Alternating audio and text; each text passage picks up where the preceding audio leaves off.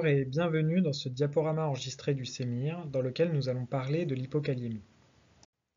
Les objectifs pédagogiques que nous allons voir concernent l'item 267, troubles de l'équilibre acido-basique et désordre hydroélectrolytique. Les principaux éléments que nous allons voir sont donc la connaissance des indications de prescription d'une kaliémie ainsi que la définition de l'hypokaliémie, les symptômes cliniques et électrocardiographiques en lien avec l'hypokaliémie, les principales étiologies et enfin le traitement d'urgence. Je n'ai aucun lien d'intérêt en rapport avec cette présentation. Nous allons donc d'abord voir des éléments de physiologie en lien avec l'hypokaliémie, puis les éléments du diagnostic clinique, les étiologies et enfin la prise en charge thérapeutique. L'hypokaliémie est définie par une concentration de potassium circulant inférieure à 3,5 mmol par litre. Le potassium, nous l'avons vu, est le principal cation intracellulaire. Lorsque son taux diminue au niveau sanguin, il va donc y avoir une augmentation du gradient entre la concentration de potassium intracellulaire et la concentration de potassium extracellulaire. Cela va être responsable d'une hyperpolarisation membranaire. En effet, l'augmentation du gradient va entraîner un efflux de potassium du secteur intra vers le secteur extracellulaire. Il y a donc une augmentation de la polarisation membranaire, ce qui va avoir un effet sur le potentiel de repos membranaire ainsi que sur le potentiel d'action. Il va y avoir une accélération de la vitesse de dépolarisation, puisque la membrane est devenue plus négative. Le gradient électrochimique est responsable de cette accélération qui se traduit par une hyperexcitabilité membranaire. A l'inverse, comme le potentiel de membrane est plus négatif du fait de la sortie du potassium du secteur intracellulaire, la repolarisation de la membrane va mettre plus de temps et donc il y a un ralentissement de cette phase de repolarisation au niveau des cellules neuromusculaires. Vous pouvez voir sur ce schéma ici qui représente le potentiel d'action. En bleu, ce qui se passe en normokaliémie, donc le potentiel d'action avec ces quatre phases, la phase de dépolarisation rapide, la phase de plateau et la phase de repolarisation. En cas d'hypokaliémie, donc le potentiel de repos membranaire est plus négatif, il y a une accélération de la dépolarisation et un ralentissement de la repolarisation. Cela va donc avoir des conséquences cliniques et électrocardiographiques. Passons donc aux éléments du diagnostic clinique. Les effets de l'hypokaliémie sur le potentiel de membrane vont se manifester d'abord au niveau musculaire. Les muscles striés vont être atteints avec une faiblesse musculaire, des crampes, des myalgies qui peuvent apparaître, et dans les stades les plus avancés, une aréflexie et une paralysie ascendante qui peut toucher le diaphragme dans les cas extrêmes et être responsable d'un arrêt respiratoire. Les cellules musculaires lisses peuvent être également atteintes par les effets de l'hypokaliémie, principalement au niveau digestif, avec un ralentissement du transit, une occlusion fonctionnelle dans le stade le plus avancé que l'on appelle le syndrome d'Ogilvie.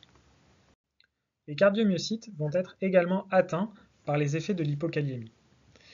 Il va donc y avoir des anomalies visibles sur l'électrocardiogramme en lien avec le retard de repolarisation et l'hyperexcitabilité membranaire. Plus l'hypokaliémie est profonde, plus ces signes seront visibles.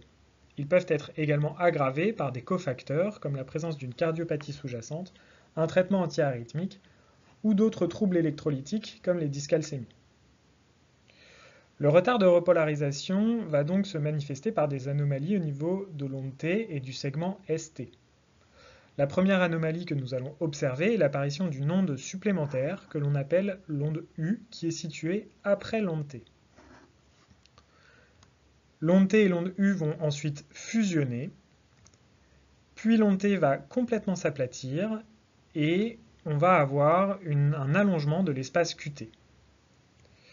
Finalement, le segment ST va se négativer et ces anomalies de la repolarisation peuvent résulter en une torsade de pointe.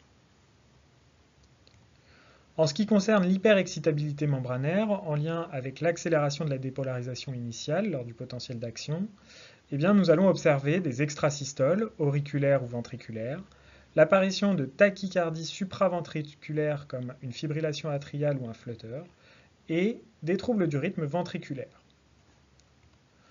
Vous pouvez voir sur cet électrocardiogramme un exemple d'anomalie visible lors d'une hypokaliémie.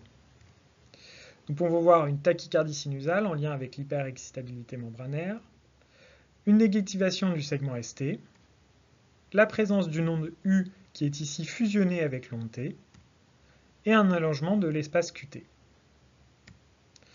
Un petit moyen mémotechnique pour se souvenir de l'ensemble de ces anomalies est la phrase « t'aplatis Hugues sous cette tornade ».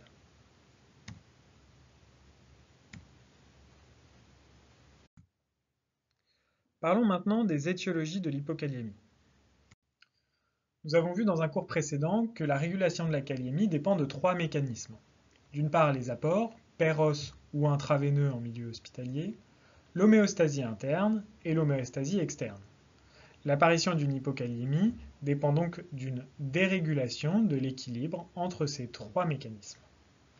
En ce qui concerne les apports, en cas de carence importante en apport potassique, que l'on peut observer lors de certaines situations d'anorexie mentale sévère, cela peut entraîner une hypokaliémie. Il s'agit d'une situation rare car normalement, en cas de carence d'apport, les mécanismes d'homéostasie interne et externe vont s'adapter pour maintenir une kaliémie normale. En ce qui concerne l'homéostasie interne, il s'agit de ce qu'on appelle l'hypokaliémie de transfert. C'est-à-dire qu'il va y avoir une situation pathologique qui est responsable d'un transfert excessif du potassium du milieu extra vers le milieu intracellulaire. La quantité de potassium présent dans l'organisme reste donc la même, mais le potassium n'est pas situé au bon endroit. Au lieu d'être dans le milieu extracellulaire, il est situé dans le milieu intracellulaire. L'excès de transfert de potassium peut être en lien avec l'hyperactivation de la pompe NAK-ATPase présente à la surface des cellules. Cette pompe peut être activée par différents mécanismes. D'une part, l'excès d'insuline est responsable d'une activation de la NAK-ATPase, chose que l'on peut observer lors du traitement d'une acidocétose diabétique, qui consiste en l'administration de fortes posologies d'insuline afin de normaliser les cétones et la glycémie, ce qui résulte en une activation de la NAK-ATPase et l'apparition d'une hypokaliémie. L'autre principal facteur d'activation de cette pompe est la stimulation bêta-adrénergique, notamment par les catécholamines, endogènes ou exogènes, comme l'adrénaline administrée lors d'un état de choc ou d'un arrêt cardiaque par exemple, et les traitements bêta-2 mimétiques, notamment les bronchodilatateurs. L'autre étiologie de l'hypokaliémie de transfert est l'alcalose, métabolique ou respiratoire. En effet, en cas d'alcalose, l'organisme va réagir pour maintenir un pH normal. Il va donc y avoir un transfert de protons, d'ion H+, du milieu intracellulaire vers le milieu extracellulaire afin de corriger l'alcalose. Pour maintenir l'équilibre électrochimique, ce transfert de protons du milieu intra- et extracellulaire va entraîner un transfert d'un ion potassium du milieu extra vers le milieu intracellulaire afin de maintenir l'électroneutralité. Enfin, la dernière étiologie de l'hypokaliémie concerne les anomalies de l'homéostasie externe. Il va y avoir une perte excessive de potassium. La quantité totale de potassium dans l'organisme va donc être diminuée. Ces pertes excessives peuvent avoir lieu au niveau rénal. En effet, tout le long du tubule rénal, il va y avoir une réabsorption importante de potassium. Dans certaines situations, cette réabsorption peut être altérée, notamment en cas d'utilisation de diurétiques, notamment les diurétiques de Lenz, qui vont agir au niveau de l'anse de Henle et vont être responsables d'une diminution de la réabsorption du sodium et également de la réabsorption du potassium. Par ailleurs, en cas de polyurie, d'augmentation du volume urinaire, par exemple lors d'une diurèse osmotique dans le cadre d'une décompensation diabétique, la perte de potassium va également être augmentée. Enfin, en cas d'hyperminéralocorticisme, c'est-à-dire en cas de sécrétion excessive de l'aldostérone, il va y avoir une hypokaliémie.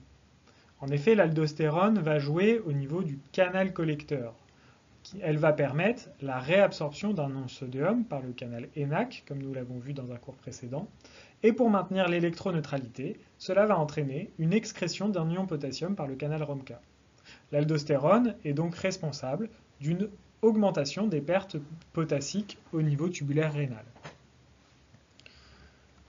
Les pertes de potassium peuvent être également en lien avec des pertes digestives.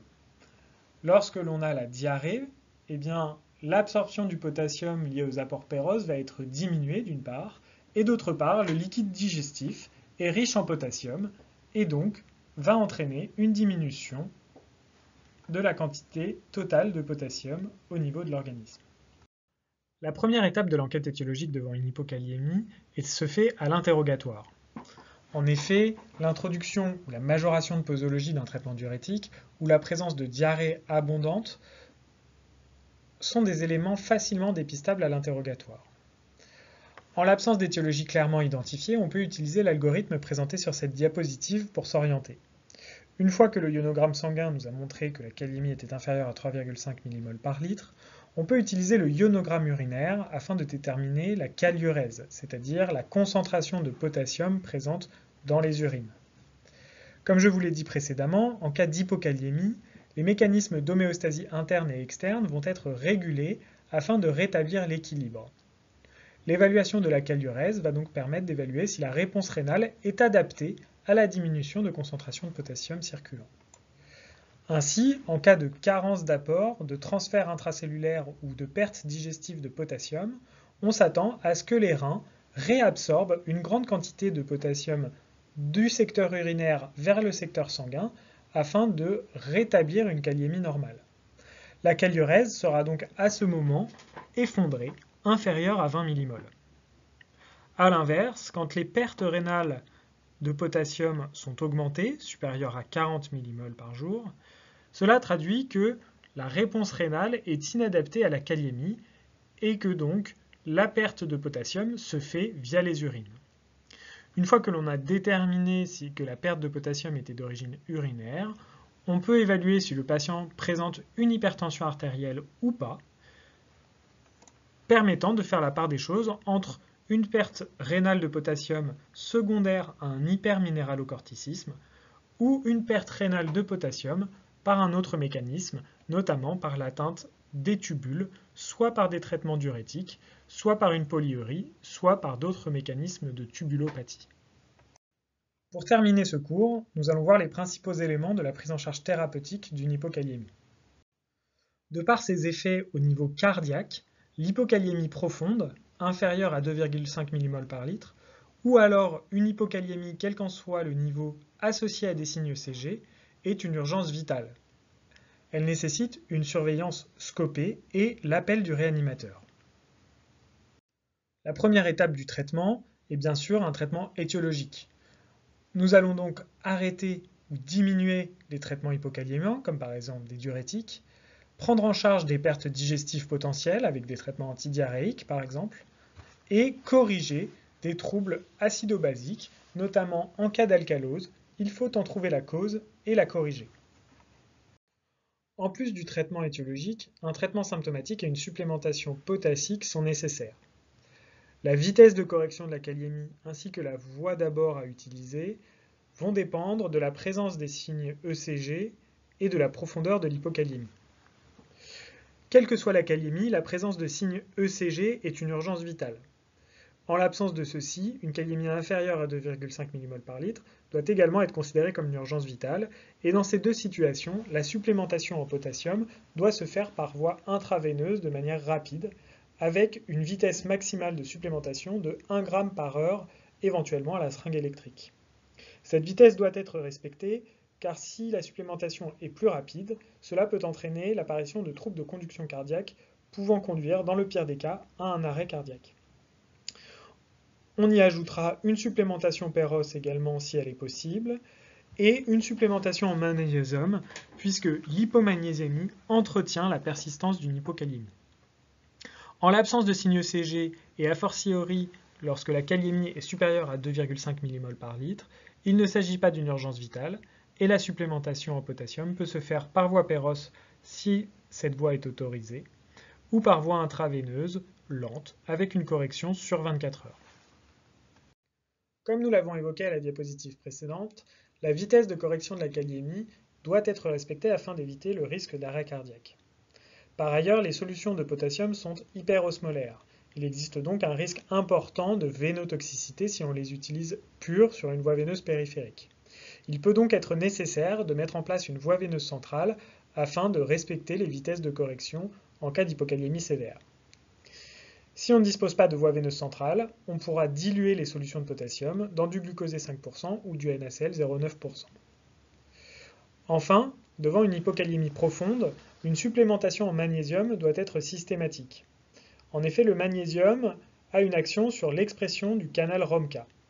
Le magnésium inhibe l'expression de ROMCA et empêche donc l'excrétion de potassium au niveau du canal collecteur et donc limite l'hypokaliémie. L'hypomagnésémie risque donc d'entretenir et d'aggraver une hypokaliémie. Pour finir, voici les messages à retenir de ce cours. L'hypokaliémie est donc définie par une concentration sanguine de potassium inférieure à 3,5 mmol par litre. Elle est responsable d'une hyperexcitabilité des cardiomyocytes et d'un allongement de la repolarisation, avec des signes ECG en rapport, un allongement du QT, l'apparition d'une onde U, la présence d'une torsade de pointe et de troubles du rythme ventriculaire et supraventriculaire.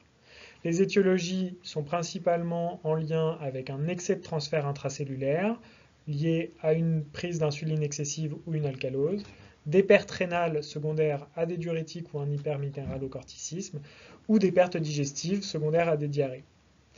Enfin, en cas de signe ECG ou d'une kaliémie inférieure à 2,5 mmol par litre, il s'agit d'une urgence vitale nécessitant un avis et a fortiori une hospitalisation en réanimation avec une supplémentation intraveineuse rapide.